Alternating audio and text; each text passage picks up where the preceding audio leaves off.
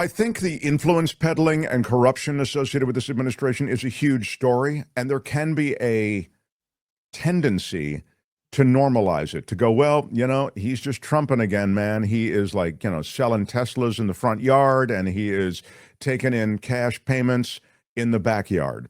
And that's just who he is, and this is a corrupt administration, et cetera. And then the other thing you hear is, all politicians are corrupt, and, he's just taking it to another level. There's some truth to the fact that American politics is filled with money, right? There is this tremendous infusion of money into all political races virtually. So if you want to run for any office, you need money to get the word out, to get yard signs, bumper stickers, put together space in like rental halls, so you can even just put together these Q&As you want to do with the potential voters to support you. I mean, not to mention media time and digital media, et cetera. It takes a lot of money to do this stuff.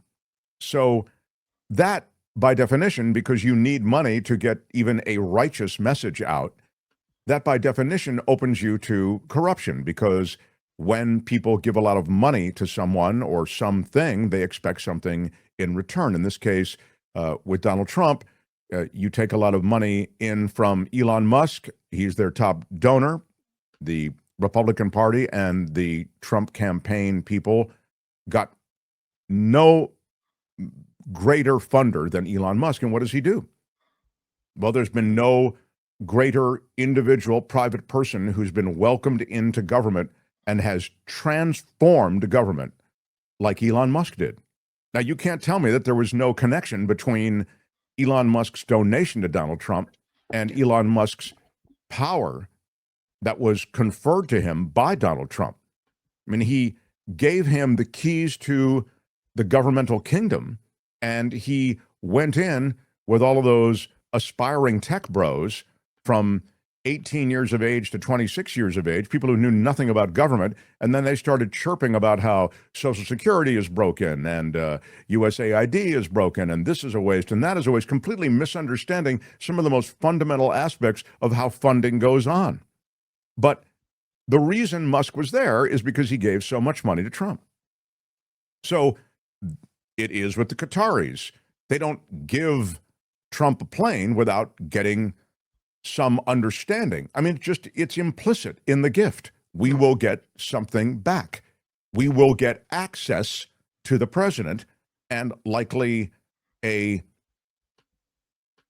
agreement, or at least engagement on those issues that we're concerned with. It just makes sense. And likely an agreement that maybe is not beneficial to the United States, because we got to pay up at some point, right?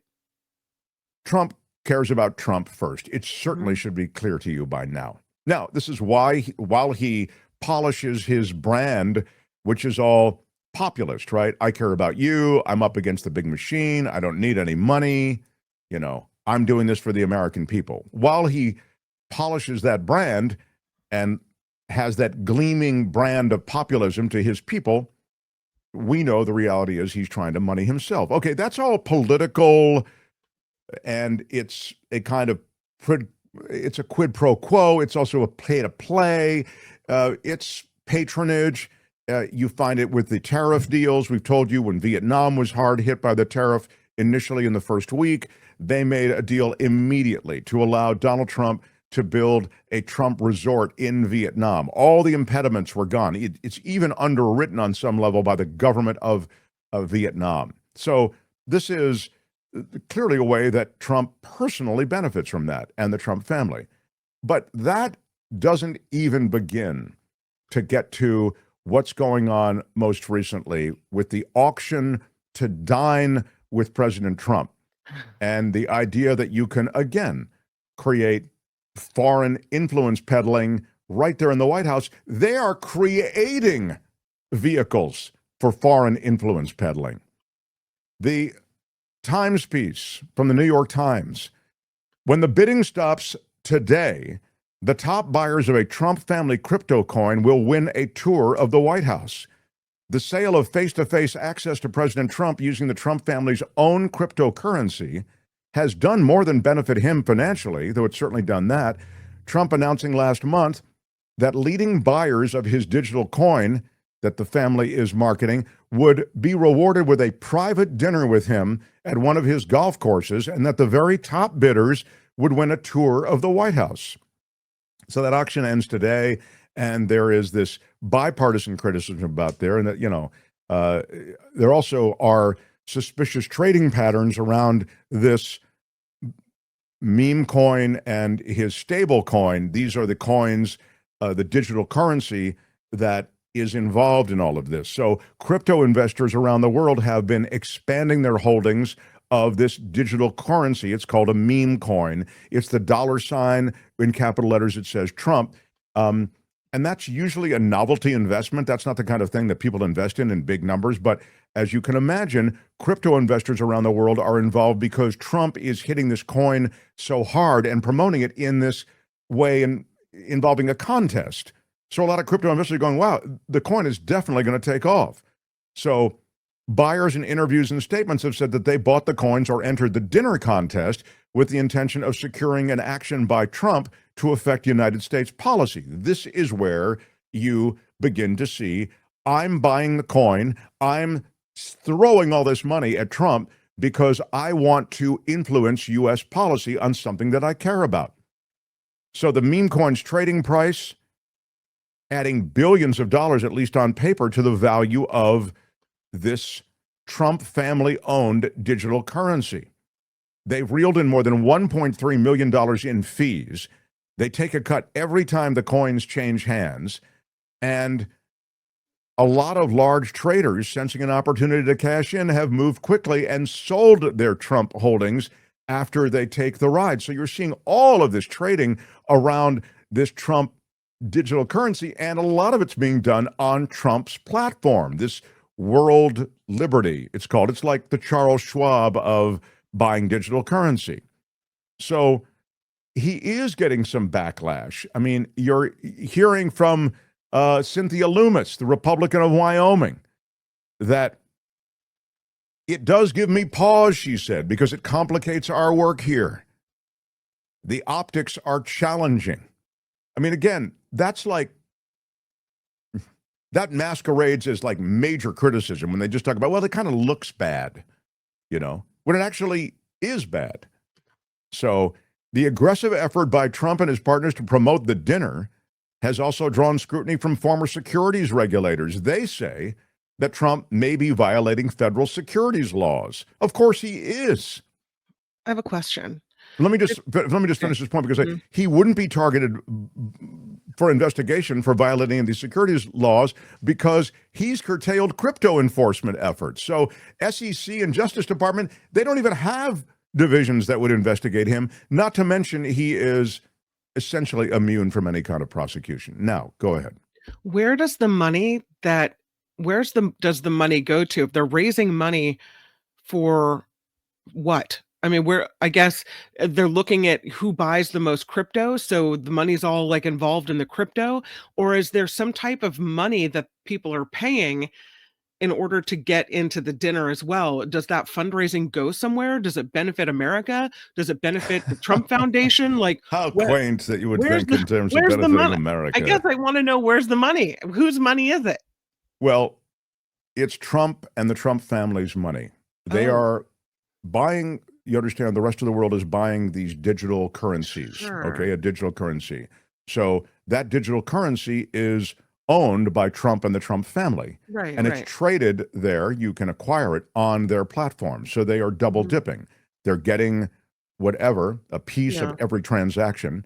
And the coin itself is owned by the Trump family. So it's kind of like saying, I don't understand, when the Saudi Arabians and the government of Saudi Arabia buys floors in the Trump resorts and they never go there, does the U.S. government get some of that money? Or no, that's the Trump family. They own it. Think of these digital currencies as the Trump hotels, just another vehicle by which money can be funneled into the administration. And then you're right in your question when you say, I don't get it. I mean, so the top investors in this coin, they're going to have a chance to win this? Yeah, exactly. The dinner is auctioned off. So the top investors in this coin, those investors who put the most money in this digital currency, the most money in the Trump family pockets, they'll have access to Donald Trump and they'll be eligible to win the dinner. So then you could say that Donald Trump is using the office of the presidency to promote his personal coin, meme coin. Yeah, Yeah. exactly. I just want to make You sure could I say that. understand. No, could you say can say that. it. I'm laughing Yeah. because, of course. I mean, that's Yeah. exactly what it is. You just need. Mhm. Did I send you a piece of video? I feel like Chris Murphy pushed back on. I think he was pushing back on the Qatari thing mostly. But what's happened is the Qatari jet thing has a bit nudged out of the headlines what is an ongoing grift on the part of the Trump family and Donald Trump. He started selling this Trump meme coin 3 days before he was inaugurated, and then the coin just took off. So now So he's propping it up again. So he's got his hand out to the crypto people. He's got his hand out to the Qataris for an Air Force jet. Who isn't paying the president? Whose hand is he not having his hand out to? Like, who I does mean, he not want money from? well, I He'll mean, take it from anyone, no matter what. he doesn't even have to put his hand out. That's the thing. I mean, it's just understood. The efforts to prop the coin's value up have gone on since the inauguration. A website tied to the coin announced last month that the top 220 buyers would be invited to a gala dinner with Trump, and the top 25 would win access to a, quote, private VIP reception with Trump, as well as a White House tour. The auction's been playing out for nearly a month with an arcade-like leaderboard on the website so that tracks the rankings so crypto investors can game out how much they'd have to buy to win tickets before the contest closes. It all closes today, which is kind of why I was talking about it. But most people don't win on this investment, but there are a handful that have made a bunch of money. 764,000 buyers have lost money on the Trump coin as it's dropped precipitously. I mean, that's the way these meme coins are. They're not investments. But investors who bought the coin quickly when it launched, then sold it to less sophisticated buyers, they saw huge amounts of money accrue to them. 58 investors who bought the coin each earned at least $10 million apiece. Most of the coin's buyers are impossible to identify, and that is the magic of crypto. It was mentioned by Anthony Davis. The reality is, in the crypto world, it's all, in a way, dark money. You can't track That's really any scary. of it. So basically, then we have no idea who we're inviting to the White House for dinner. That's Could be exactly, well, could be the biggest spy in the world. Could be the biggest, human smuggler in the world. We have no idea who would be the top investor and who's coming for dinner. and you're right about that on one level, although maybe the identities are, now the White House logs are, good luck trying to find any kind of real accounting of who's come and gone from the White House. Mhm. But I also think you point to the importance of some cop on the beat when it comes to crypto. And as I mentioned, they've just cored out all the, at the SEC and the Justice Department, all the cops on the beat. There's really no one overlooking this world of crypto. And that's deliberate. That's not accidental.